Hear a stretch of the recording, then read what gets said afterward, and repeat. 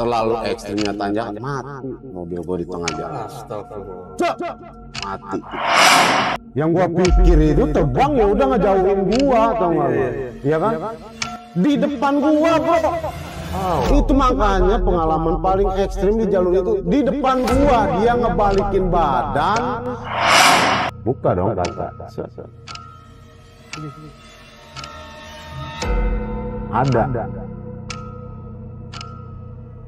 Masih ada?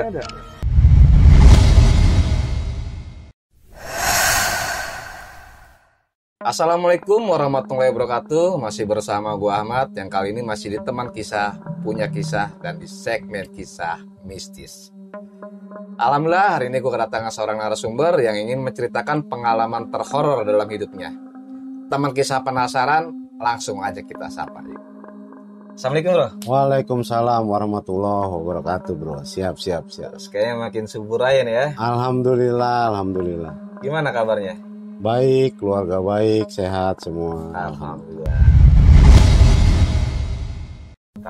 Tadi di belakang sih lu sempat cerita-cerita ke gue ya. Iya benar bro, benar. Yang menurut gue sih pengalaman lu ini wow, epic banget sih ya dan horor ya, di luar nalar ya. Iya.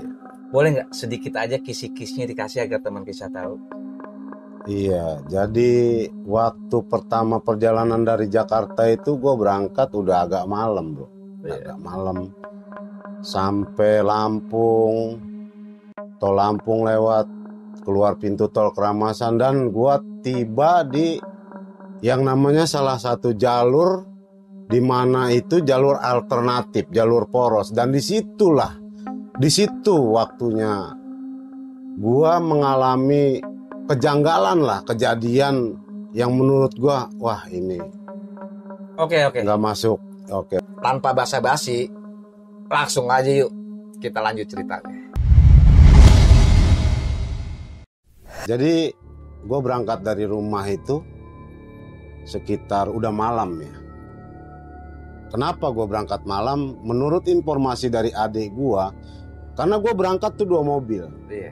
Dari Jakarta 2 mobil sampai ke Lampung, nyebrang, sampai lewat tol, keluar tol Keramasan. Normal, real, perjalanan real. Jadi mungkin yang bisa gue ceritain di sini, gue menempuh jalur itu hampir sekitar 1 hari setengah. Lumayan ya. Iya. Kalau kita memang nggak lewat jalur poros itu, kita bisa makan waktu hampir 2 harian lah. Iya. Nah, tibalah gue di jalur poros itu sudah seharinya kan. Sama, tepat menjelang maghrib. Agak lembayung gimana gitu. Cuacanya kan udah masuk sore gitu. Mau mendekati malam. Normal. Di 15 menit perjalanan gue dari pas masuk mau jalur poros itu agak ke kiri, masih banyak perkampungan, masih rame banget sewajarnya perkampungan lah gitu. Perkampungan. Iya. Banyak penghuninya lalu lalang, bersenda gurau, toko warung masih pada buka gitu. 15 menit perjalanan dari taruhlah desa itu gitu. Iya. Turun hujan bro.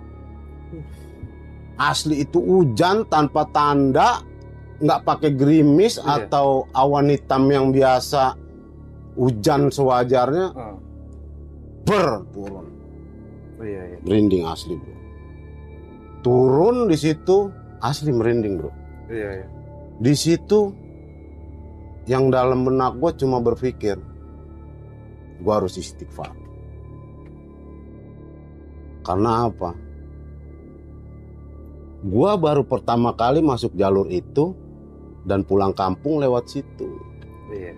Gue kan taunya jalur biasa, Lampung Trans Sumatera biasa gitu, jalur biasa. Gue nggak tahu bahwa di jalur selain Trans itu ada jalur ini gitu loh. Hujan segede-gedenya, petir, kabut, ya you know lah.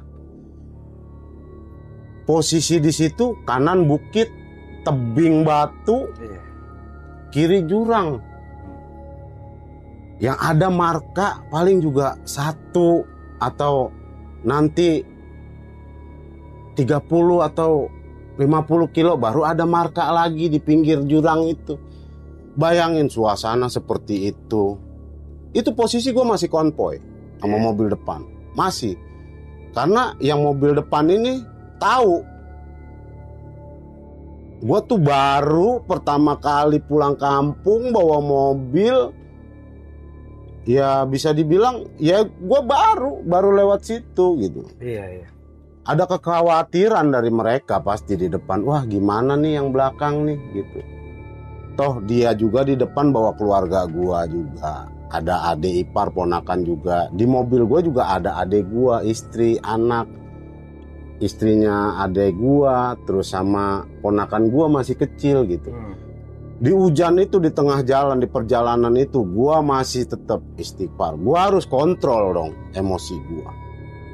Gua harus tetap bawa mobil fokus biarpun gelap. Sampai adek gua buka kacamata.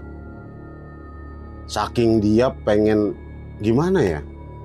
Itu kaca udah gak kelihatan bro. Cuma gua patokan gua harus spion sama ban gua ini seenggaknya ada jarak buat di tebing gua nempel, berarti di daratan kan. Iya.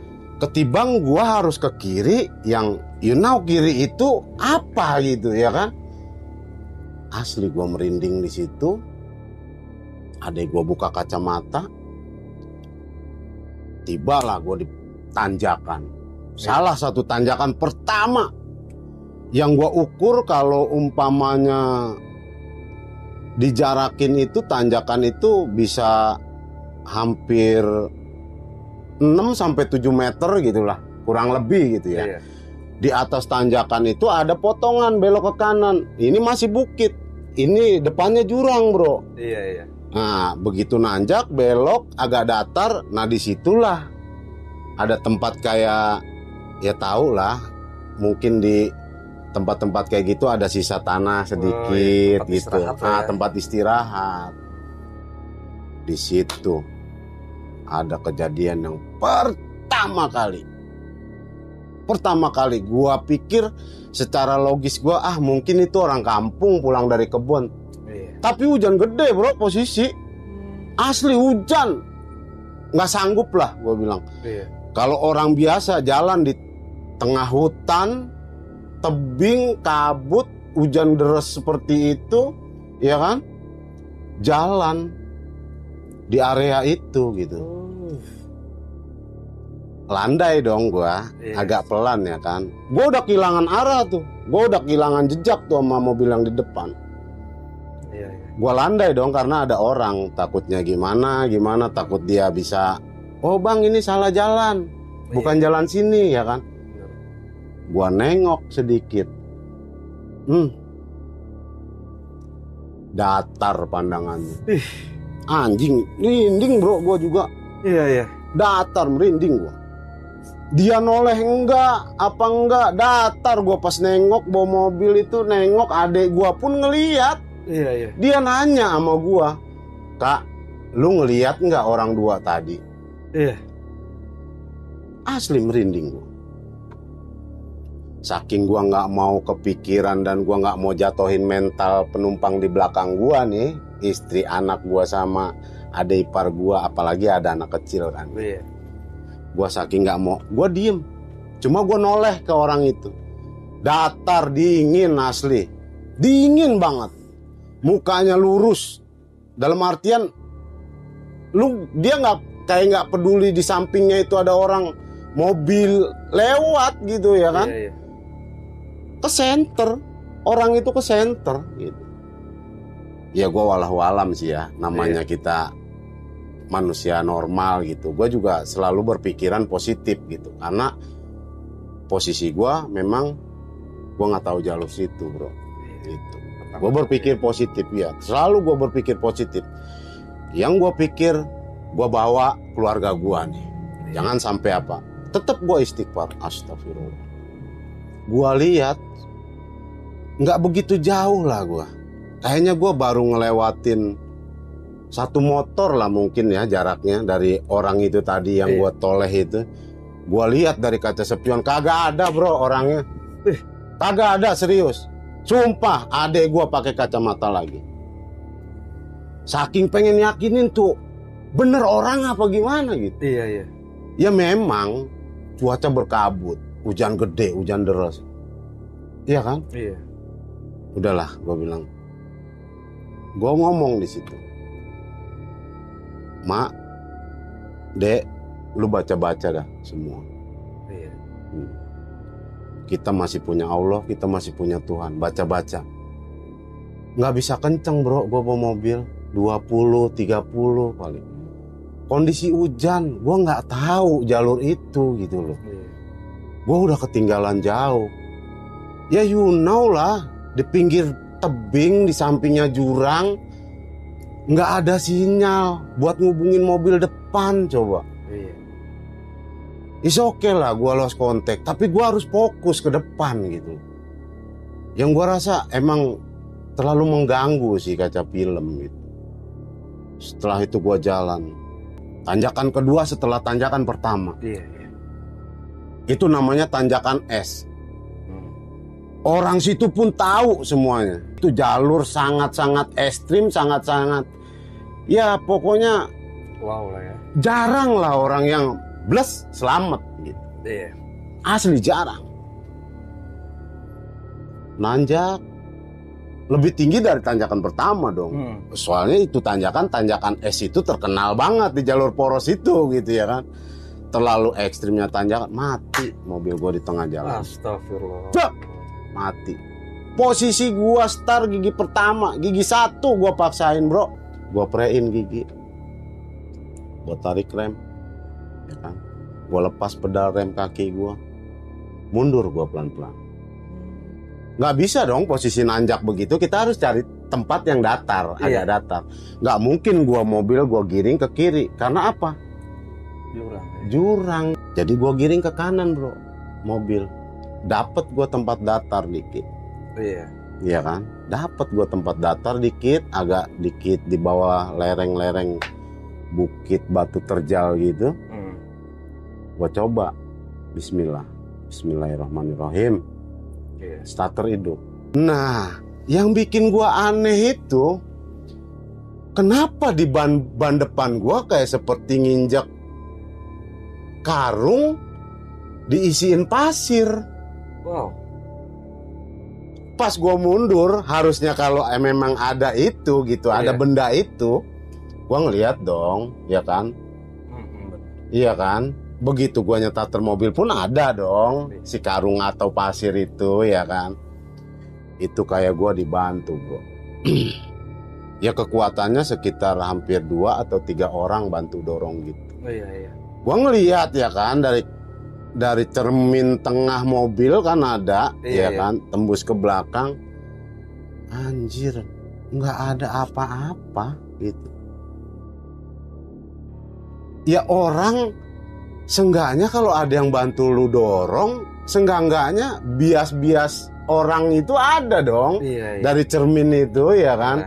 Kedua kali di situ gua mobil gua mati. Ya Allah, tolong selamatin gua nih bawa keluarga gua gitu. Gua pengen niat baik ketemu mertua gua, ketemu sanak saudara dari istri gua gitu. Yang notabene ya gua tolong selamatin lah ya Allah. Nggak caranya kayak begini gitu loh. Niat gua baik gitu, maksud gua pengen nyambangin ke orang tua, silaturahmi. Nah kejadian di situ gue tuh kayak nginjek pasir di dalam karung begitu ban pertama gue celuk, tapi ada bantuan yang kayak orang ngedorong gitu. Tapi gue lihat nggak ada spion kanan kiri, nggak ada. Posisi hujan. Nah di situ gue berpikir positif lagi. Jalan mobil nanjak, begitu turun agak landai. Bukit juga agak sedikit ada penurunan gitu.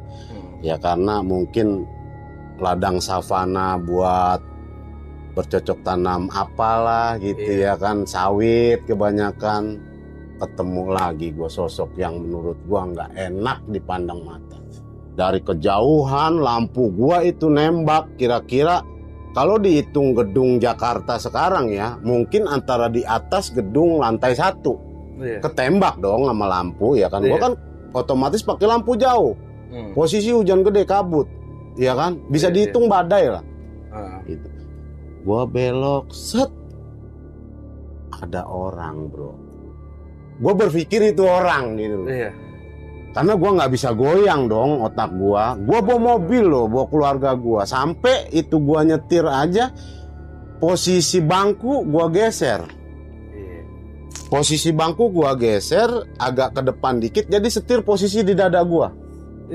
Bayangin aja lu, saking gue pengen kontrol itu depan mobil biar jarak pandang gue lebih deket lagi gitu sama jalan. Benar. Ketemu itu, gue berpikir positif awal. Itu orang pakai jubah asli, gue jelas banget. Karena kalau dari sebelah kiri jurang, pencahayaan nggak terlalu begitu ya kan. Kalau ladang savana terus ketemu sama agak bias-bias sedikit kan pasti ada sinar gitu. Ada entah sinar bulan atau apa malam gitu kan. Ada biasnya. Kayak orang laki-laki, entah perempuan, dewasa sih, yang pasti dewasa. Entah itu bongkok ya, pokoknya agak merunduk gitu. Jadi di bawah itu mobil gua bro, dia di atas posisinya tuh. Iya. Kayak pengen loncat, kayak pengen rekam mobil gua gitu loh. Asli gua di situ gua balik lagi, gua istighfar. Ternyata nggak gua doang yang ngeliat gitu. Karena kalau belakang kan nggak mungkin bisa ngeliat, mungkin dia merem fokus sambil zikir atau apa gitu. Adik gua pun ngeliat. Dia nggak cerita, karena posisi sebelah kanan. Dia tahu pasti gua ngeliat nih. Gitu. Dan dia nggak mau bikin gua down, asli gua merinding bro. Sama gue merinding bang. Itu kayak mau nerekam mobil gua lewat gitu kan. Sosok hitam itu, ya yang gua jabarin dia pakai jubah lah. Entah itu apa gitu. Tapi kan gua harus berpikir positif, gua bawa mobil. Wah nih orang. Pikiran gue, wah begal nih. Iya kan, jalurnya sepi, tebing, jurang, hutan. Itu pikiran gue.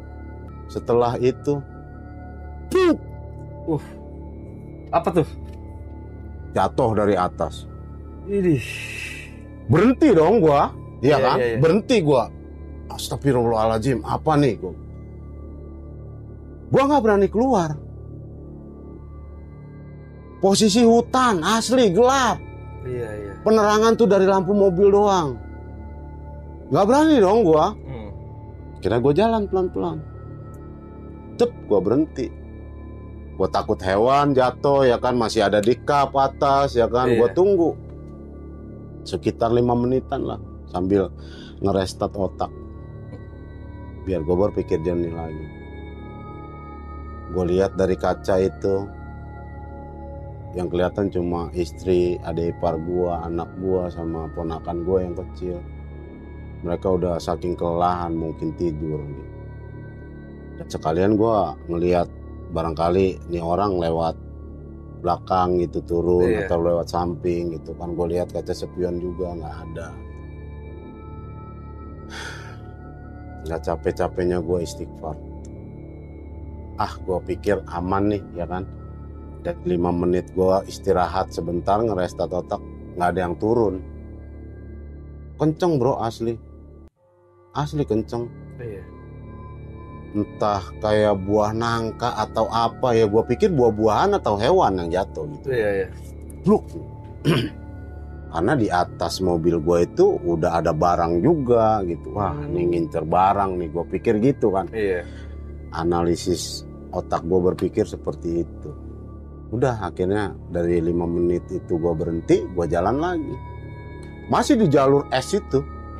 Jalur ekstrim tanjakan es itu. Lumayan panjang sih itu jalur. naik turun berkelok-kelok gitu. Iya.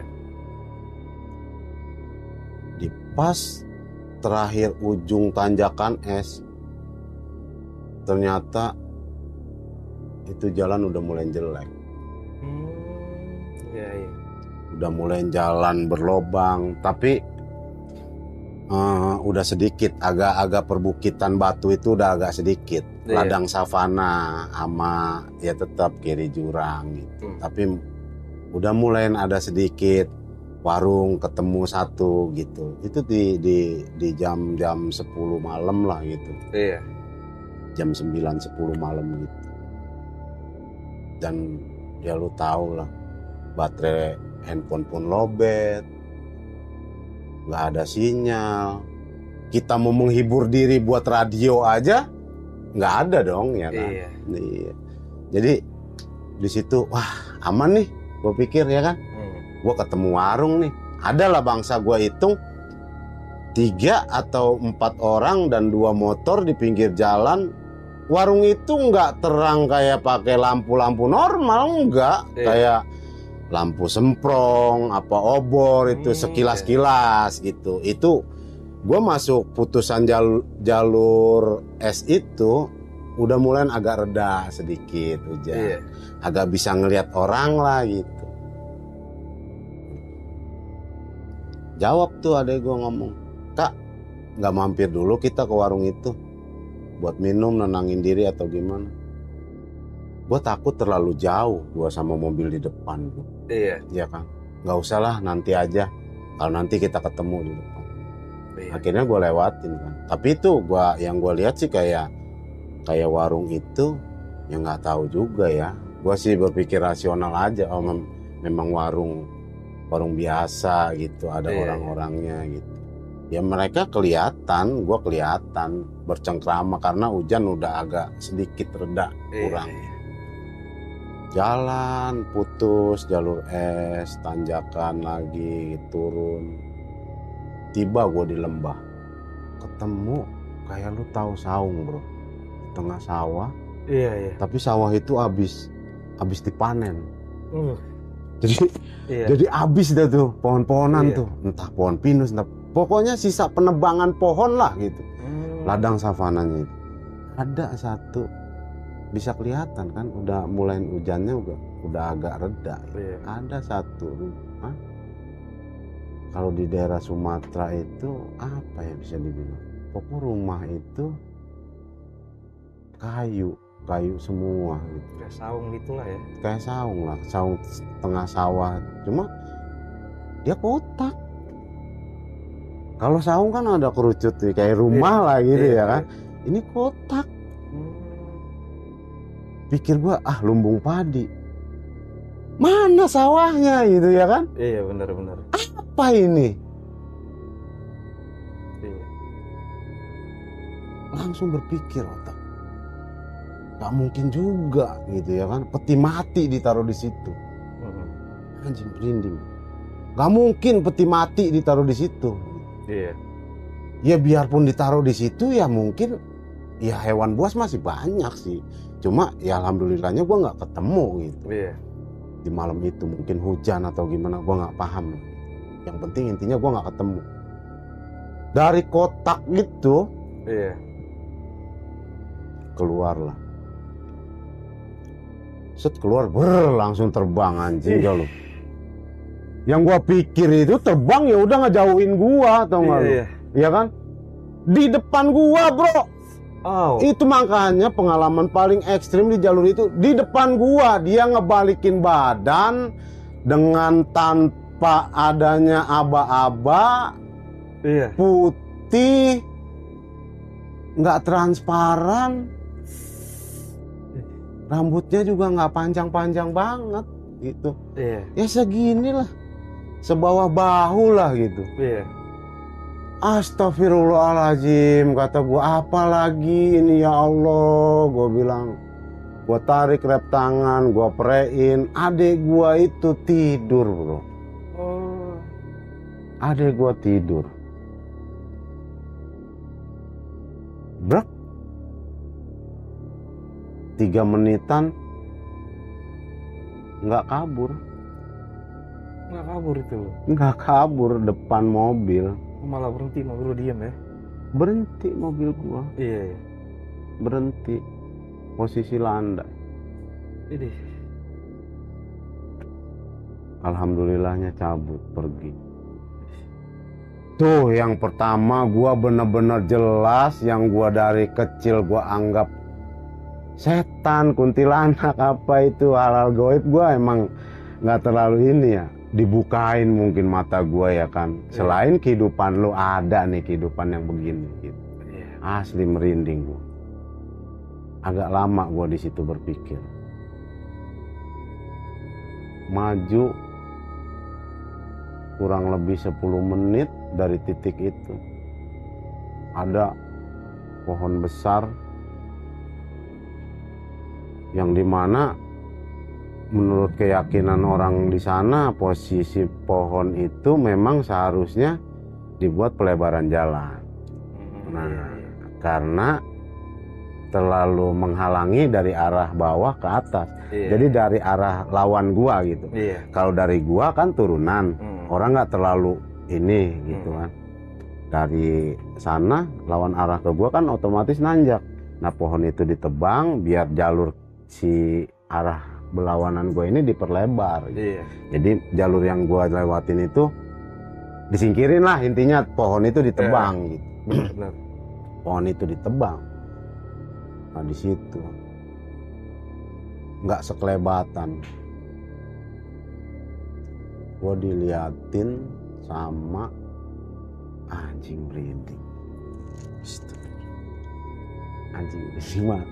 Terus gue diliatin sama makhluk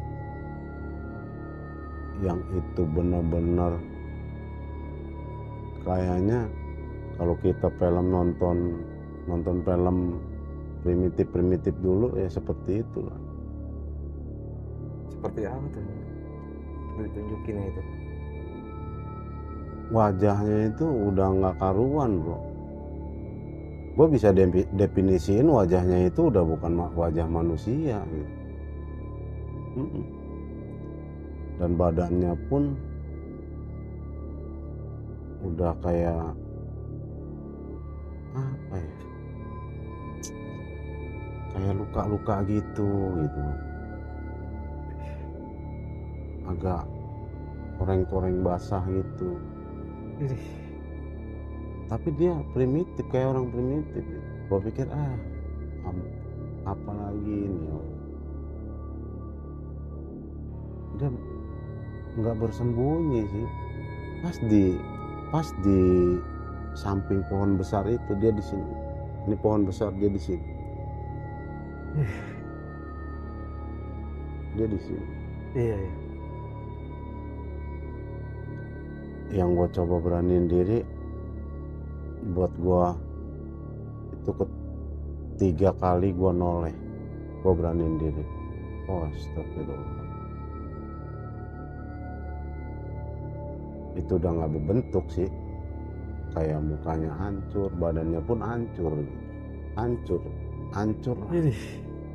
Tapi nggak yang berdarah-darah gitu, pokoknya hancur lah, bekas luka belum kering gitu, hancur menyenyeh gitu lah.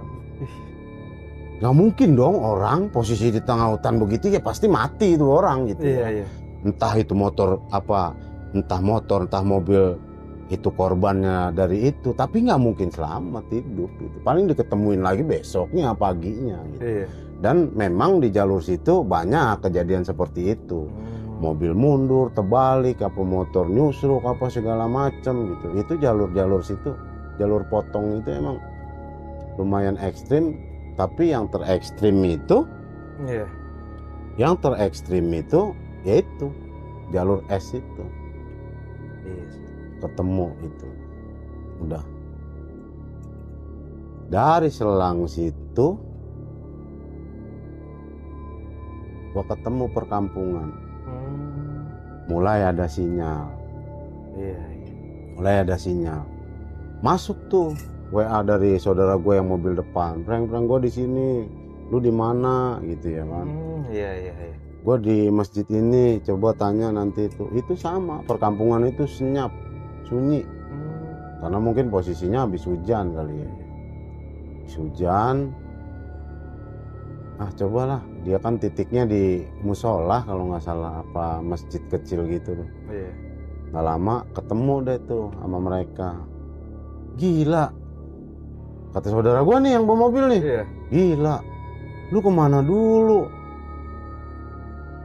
Gue nggak mau cerita ya kan, Iya. karena gue pikir gue masih seperapat perjalanan lagi nih buat tembus nih. Gue nggak mau cerita dan bikin sporing dia juga gitu. Iya. Akhirnya gue turun, gue bangunin anak gue, ponakan gue, adik gue babangun.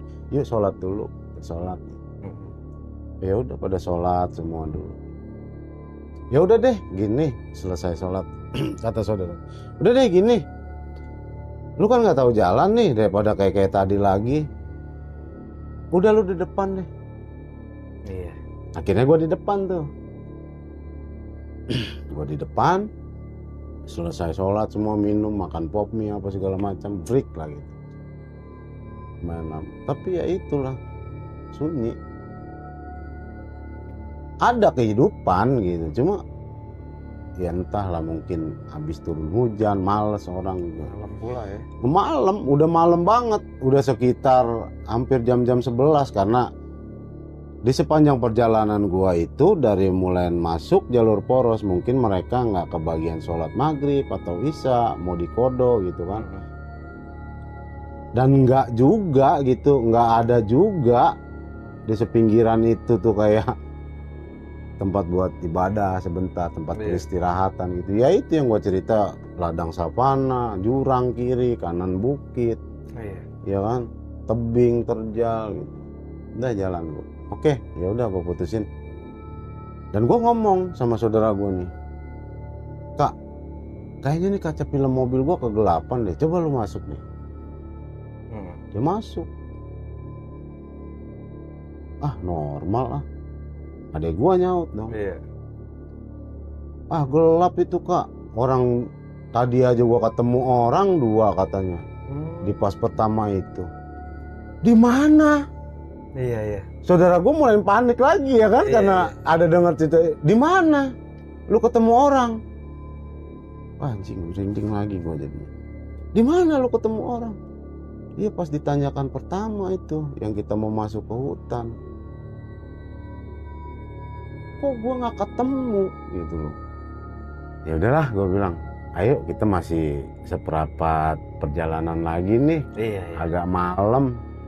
Gerimis juga masih turun, gue bilang.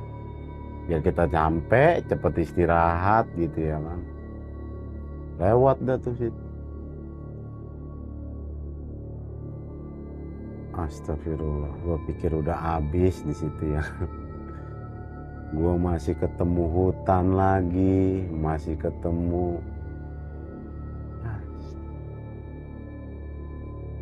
Gue masih ketemu kuntilanak. Iya serius, masih gue ketemu kayak orang hutan mungkin yang diomongin genderuwo itu kali. Iya. Tadi awalnya gue pikir cuma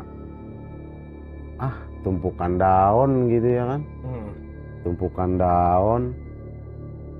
Yang itu nyata di pinggir gua banget, di pinggir setir gua banget gitu, di bawah. Cuma gue nggak berhenti, karena gue tahu di belakang masih ada saudara gue gitu kan, agak sedikit mental bangkit lah gitu ya kan, mau diiringi. Sekitar gua itu hampir kurang lebih 10 kiloan lagi gua mau sampai ke ujung jalur poros itu.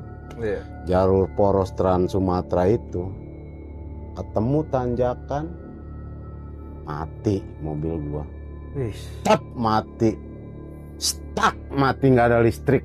Astagfirullah. Stuck, nggak ada listrik. Iya. Panik dong mobil belakang gua. Iya kan? Iya. Set, balap.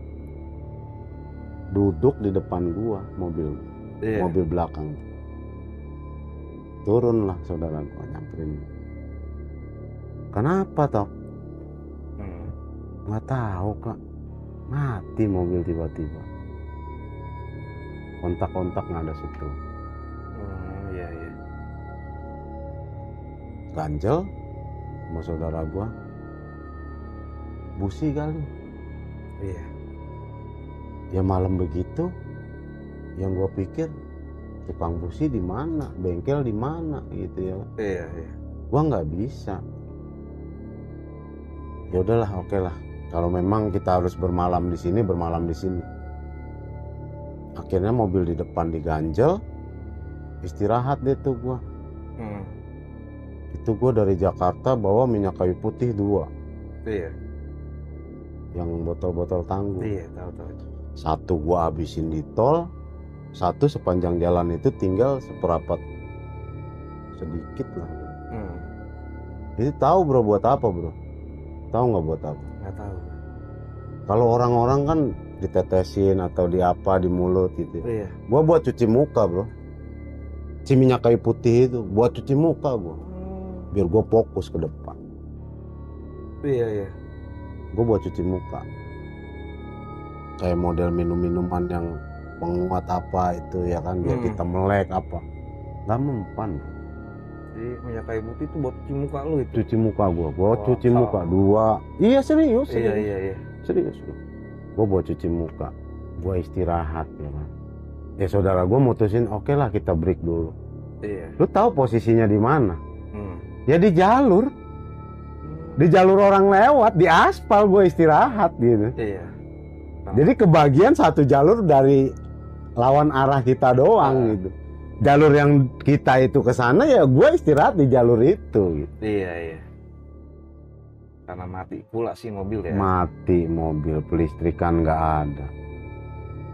Tep tiba-tiba mati. Gue istirahat di situ. Gue sempat berhalusinasi. Lu tahu kan halusinasi itu? Di antara kita tidur dan sadar. Iya. Iya kan? Kalau mimpi beda. Iya. Mimpi itu kita udah tidur. Benar. Halusinasi. Gue didatengin sama orang tua. Bukan kakek-kakek, bukan. Iya. Gue didatengin sama orang tua. Ya gue nggak tahu ya apa saudara gue itu tahu atau enggak. Gue nggak sempet buka itu kan. Iya. Sama-sama istirahat di mobil. Iya. Datang. Dia kayak ngetok-ngetok pintu enggak. Cuma lu ujung kuku nih, ujung kuku lu ini kalau kita kan pendek nih, anjir merinding lagi, ya Allah maafin gua. Lu tahu kan? Punya itu kayak panjang. Kenapa gua bisa mastiin itu laki-laki? Karena perawakannya gagah. Gagah, bukan keker, gagah. Iya. Tapi nggak tua. Wajar lah di atas 50 gitu lah. Nggak bongkok tapi. Iya. Kalau bongkok gue mungkin udah histeris ya kan. Udah gue bangunin ya kan. Berarti orang yang belakang itu atau makhluk yang belakang itu nyusul gue gitu. Gue tahu bunyi. Kuku panjang ngetok kaca samping lu di saat lu senderan antara sadar sama lu tidur sama melek gitu ya kan kedengeran banget di kuping gitu ya kan. Gua tahu kenapa gua noleh begini mata gua tahu perwujudan itu laki-laki. Iya. Tanpa gua nggak tahu mukanya siapa, entah itu orang napak atau gimana. Yang gua pasti itu setan, makhluk astral, makhluk halus. Iya. Panjang, kayak panjang kukunya. Oh iya. Berkelanjutan. Berkelanjutan di kuping gua itu gitu loh. Jadi merinding. Ini kan kayu, kuku kita pendek nih. Lu bayangin ini media kaca. Kaca mobil samping gua lagi tidur. Ini bantal yang kita itulah yang biasa dibeli itu ya kan, yang ditaruh di jok itu. Otomatis kan kuping kita itu deket. virtualisasinya kedengeran dong. Iya, sama kaca deket. Nah. Anjing, merinding. Gue berpikir positif, wah nih orang bangunin gua gitu ya kan. Iya. Buka dong kaca. Set.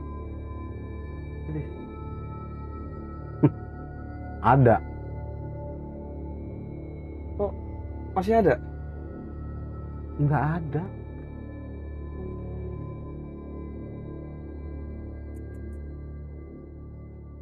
Hilang gitu aja ya. Ketokannya gua doang yang denger. Kagak bro, semua semobil gua denger ketokan itu. Oh. Mereka bangun mereka. Panik, adek gua buka, lari ke depan, nyamperin. Iya. Nyamperin saudara gua. Kak, ayo bangun, kita jalan. Anjing, merinding gua bro. Iya. Ya Allah, apalagi nih kata gua ya kan. Udah kak, kita kayaknya udah dibangunin nih, kata adek gua. Ya udahlah, tolong gua lah, lu jangan tidur, temenin gua. Posisi kan udah mulai hujan lagi nih. Tolonglah melek, paling juga 2 atau 3 jam lagi kita sampai, atau nggak melebihi 2 jam lah. Iya. Soalnya mobil gua, saudara gua bilang ya paling ini 1 jam atau 1,5 jam lagi sampai lah gitu. Udah jalan bareng, hujan, kehilangan lagi gua jejak. Kehilangan jejak lagi gua. Yang dimana di situ tengah-tengah hutan lagi ketemu lagi gitu. Padahal radiusnya udah nggak jauh lagi gitu ya kan. Sebentar lagi sampai gitu. Cuma yang gua bikin kuat itu ya udahlah. Bisa kok gua gitu. Bisa kok gua. Cuma yang dalam otak gua cuma bisa berpikir rasional, gue nih bawa anak bini gue bawa keluarga gue gitu. Yang nggak selebat gue di perjalanan pertama, hujannya sih memang rintik-rintik agak besar sedikit gitu. Iya. Jalan lagi, ketemu hutan lagi, ketemu ladang lagi, ada hutan lagi, ketemu ladang sapana lagi. Tebing sih udah nggak ada, tapi ya jurang masih tetap ada. Malah lebih ke space-nya itu kanan kiri udah mulai jurang gitu. Space-nya udah mulai kanan kiri jurang. Jalanan udah mulai agak bergelombang dikit gitu. Yang kena itu. Jadi lalahnya mobil itu pas gua diketok-ketok kayak begitu hidup gitu. Itu yang bikin gua aduh. Iya kayak ini, wah ini malaikat kali ya, atau penunggu sini yang kasihan gitu. Gue yakinin nggak mungkin itu orang tiba-tiba sulap berat jadi gitu ya kan. Mobil hidup tiba-tiba ya dilalahnya hidup mobil gue pas denger ketukan itu. Alhamdulillah deh. Gue berpikir positif aja gitu. Nah, ini yang menyelamatkan gue mungkin. Gue jalan lagi, ketemu lagi hutan ini itu, ketemu perkampungan udah mulai deket itu. Ya tetap posisi masih hujan. Dan di situ gue udah mulai lega. Karena gue ketemu sama saudara gue gitu. Alhamdulillah gue ketemu sama saudara gue di situ. Dia bilang udah deket kok, nggak jauh lagi gitu. 15 menit lah, paling 20 menit gitu. Udah gue jalan bareng konvoy. Ya sepanjang jalan itu gue cuma berpikir flashback gitu. Apa ini emang se-ekstrim ini jalurnya gitu. Karena kan gue baru pertama kali bro lewat situ. Dan bawa mobil pertama kali itu. Setelah ketemu perkampungan, kebun, udah agak rame lah. ketemulah di ujung jalan poros itu perapatan. Jadi ke kanan itu ke rumah mertua gua, ke kiri balik lagi ke Lampung gitu. Itu ternyata jalur yang biasa kita naik bis.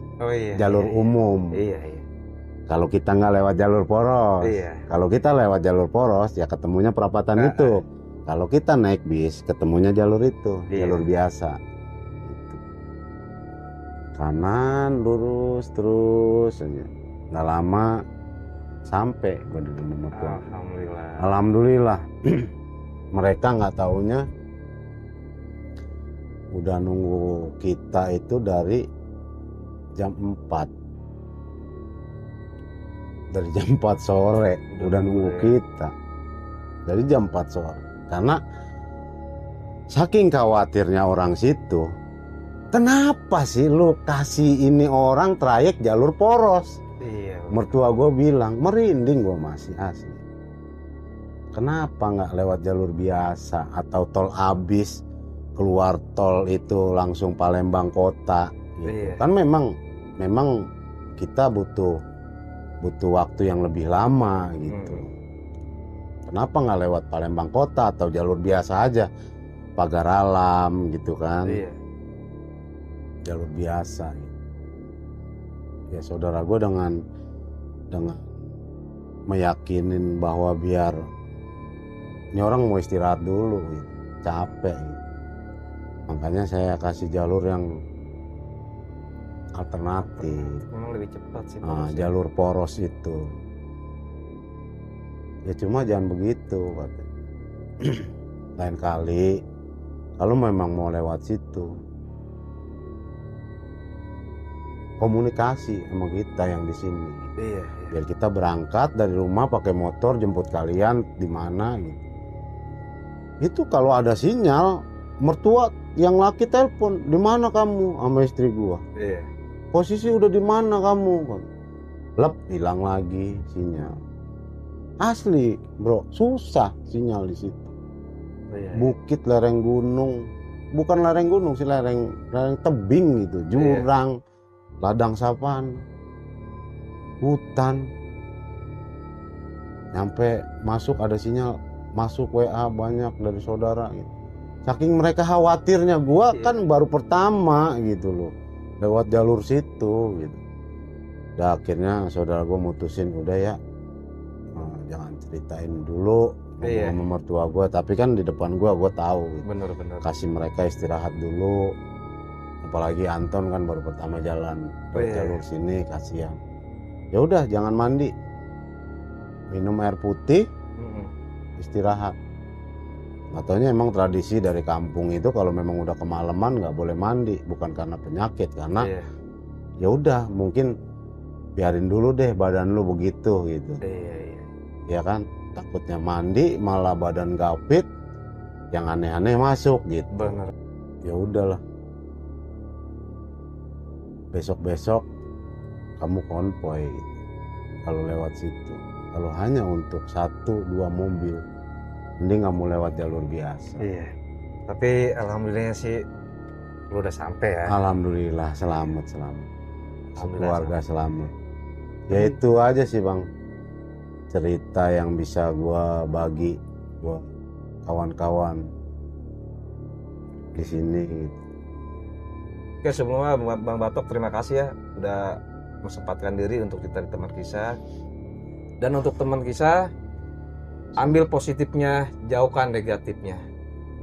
Gua Ahmad dan gua Batok. wassalamualaikum warahmatullahi wabarakatuh.